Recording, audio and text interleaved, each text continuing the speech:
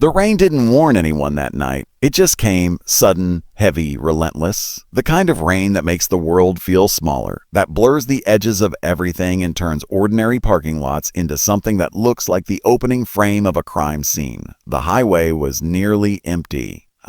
Route 9, somewhere between nowhere and forgotten. A stretch of asphalt that connected two small towns that most maps barely bothered to label. The kind of road where truckers stopped for gas and travelers stopped for coffee and nobody, absolutely nobody, stayed longer than they had to. Except tonight, two men did. The diner was called Millie's. The neon sign above the door buzzed and flickered in the rain, half the letters dimmer than the other half. The kind of sign that had been threatening to die for 15 years and somehow kept going. Inside, the air smelled like burnt coffee and bacon grease and the particular brand of silence that only exists in places that have seen too many late nights. There were maybe 6 people in the building, a trucker at the counter, an older couple near the window, a waitress named Sandra who had been working this shift for 11 years and had seen every kind of person walk through that door. But she had never seen men quite like these two.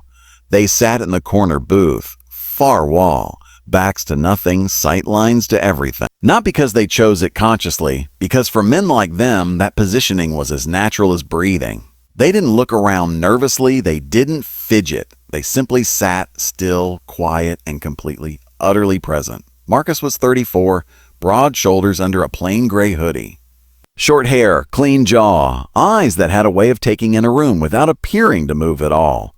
He was holding a coffee cup with both hands, not because it was cold, but because stillness was a habit his body had learned a long time ago in places that didn't appear on any civilian map. Across from him, Dree, 31, leaner, quieter if that was even possible, with the kind of calm that didn't read as relaxed. It read as controlled, like a pressure valve sealed shut. He was looking at his phone, not scrolling, just holding it, occasionally glancing toward the window where the rain dragged itself down the glass in long, crooked lines. They had driven 6 hours that day. They weren't celebrating anything. They weren't running from anything. They were simply two men between deployments on a road they had driven before, stopping at a diner because Marcus had mentioned the pie 3 years ago, and Dree had never let it go. That was all. That was the entire story, until the patrol car pulled into the lot. It came in slow. Too slow. The kind of slow that isn't looking for a parking spot. The headlights swept across the rain-slicked asphalt, and then the engine cut, and for a moment, there was nothing but the sound of rain on the roof and the buzz of that dying neon sign. Sandra glanced up from behind the counter. The trucker didn't move. The older couple kept eating. Marcus noticed the car before the door even opened. He didn't say anything. He just set down his coffee cup with the quietest possible sound and shifted his weight, almost imperceptibly, just enough. Dre didn't look up from his phone. But he put it face down on the table. They both knew. Officer Dale Brandt was 29 years old and had been on the force for 4 years in Carver County, a jurisdiction so small and so insular that in 4 years, a man could start to believe that the badge on his chest was something much larger than it actually was. He was not a bad man in the way that movies require villains to be bad. He was something more ordinary and therefore more dangerous. He was a man of average intelligence and above-average ego who had never once been seriously challenged in his own territory. He pushed open the diner door and the little bell above it rang and the warmth of the inside hit him in his eyes.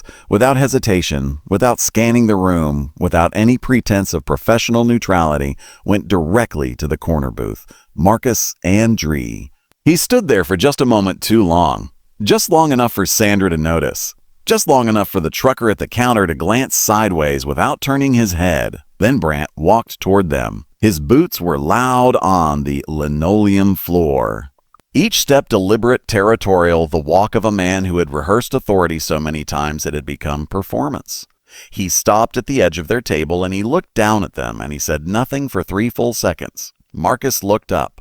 No alarm in his eyes. No fear. Just attention. "Evening," Marcus said. Brandt didn't return the greeting. "I'm going to need to see some ID from both of you." The words landed flat and without explanation, the way demands land when they aren't expecting to be questioned. Marcus tilted his head just slightly. "Can I ask what this is about, officer?" "ID. Now." Dree slowly raised his eyes from the table. He looked at Brandt with an expression that was completely unreadable. Not hostile, not afraid, not confused. Just watching, processing. The way a man watches something that he has already categorized and is simply waiting to confirm. "We haven't done anything," Marcus said, his voice still calm, still measured, carrying none of the anger that was entirely justified. "What's the probable cause?" Something moved behind Brandt's eyes. Not reason. Something closer to irritation at being asked a question he didn't want to answer. "Suspicious behavior," he said. "We're eating dinner," Marcus replied. "Step outside." And there it was. The line. Full on. The moment where a bad situation decided to become something worse because one man's ego could not absorb the simple, fundamental fact that two people sitting in a diner and asking for a legal justification were not a threat. They were exercising a right. They complied because they were trained to de-escalate, because they understood viscerally what happened when black men in America didn't comply fast enough, completely enough, quietly enough. They knew the calculus. They had done it before, not in combat, but in gas stations and parking lots in their own neighborhoods. The math was ugly, but they knew it by heart. Outside, the rain immediately soaked through Marcus's hoodie. The parking lot felt suddenly very small and very exposed. Brandt had called for backup while they were still inside, the radio crackle of it audible even through the noise of the rain. A second cruiser arrived within 4 minutes. Officer Danny Chen stepped out younger than Brandt with the look of a man who had immediately assessed the situation and was already uncomfortable with what he was seeing, but didn't yet know what to do about that discomfort. Brandt moved around Marcus. Too close. Deliberate. Description came in, Brandt said. 2 males, your build. Marcus turned to look at him. Description for what crime? Brandt didn't answer. What crime were we described in connection with? Marcus asked again, and his voice was still absolutely, terrifyingly calm. Watch your tone. I'm asking a legal question. Brandt stepped forward. Turn around. Hands behind your back. Dree spoke for the first time since they'd come outside. His voice was low and even, like a frequency more felt than heard. You're making a mistake. 3 words, said with threat. With threat. Said is simple, factual information, the kind of warning that a man only gives when he already knows how this ends and is offering one last exit before it does. Brandt didn't take the exit. On the ground. Both of you, now. Marcus looked at Dree, a glance that carried an entire conversation. Then Marcus reached into his pocket. Slowly, hands visible, movements telegraph the way they train you when you're surrounded by people with weapons and misunderstandings. And he took out his phone. He made a call. It lasted 40 seconds. He said 8 words. Then he hung up. Brandt laughed. Short, dismissive. The laugh of a man who believed he was untouchable in his own county. Who'd you call? Your lawyer? A smirk. Go ahead. Doesn't change tonight. Dree looked at his watch. Then he looked at the rain. Patient the way only men who have waited in absolute silence for hours in enemy territory can be patient. 11 minutes passed. The black SUV came in from the north end of the lot. No sirens, no flashing lights, just headlights cutting through the rain like 2 cold eyes. It stopped 20 feet away and the engine went quiet, and for a moment nobody moved. Then the door opened. Captain Raymond Harris of Carver County Sheriff's Department stepped out. 52 years old, 30 years of service. 3 commendations and a reputation that preceded him into every room he entered. He was not in uniform. He had been called at home. He had driven 40 minutes in the rain. And the look on his face was the look of a man who had seen exactly this before and had been dreading seeing it again. He looked at Marcus and Dree standing in the rain. He looked at the handcuffs in Brandt's hand. He looked at Chen, who had by now positioned himself 2 full steps away from Brandt in a gesture that was small but unmistakable. Then Harris walked to Brandt and he spoke quietly, very quietly. So quietly that the rain almost swallowed it. What he said made the color change in Brandt's face. Because what Harris knew, what Brandt had not bothered to find out before he let his assumptions walk him into this parking lot, was that Marcus and Jerry were not just 2 civilians. They were Petty Officer First Class Marcus Webb and Petty Officer Second Class Andre Collins, United States Navy SEAL, Naval Special Warfare Command, with 3 combined deployments and a combined service record that was partially classified and entirely beyond anything Dale Brandt had ever encountered in 4 years of small county patrol work.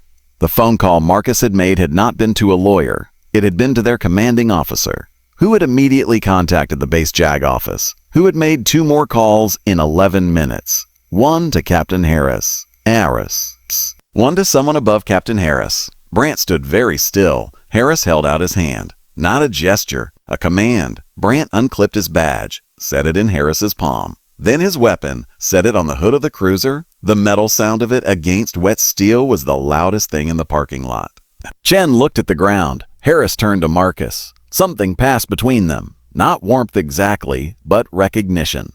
The recognition of one professional for another, of a man who understood what discipline actually looked like when it was tested and held. "I'm sorry for your evening, Petty Officer," Harris said. Marcus nodded once, nothing more. They went back inside.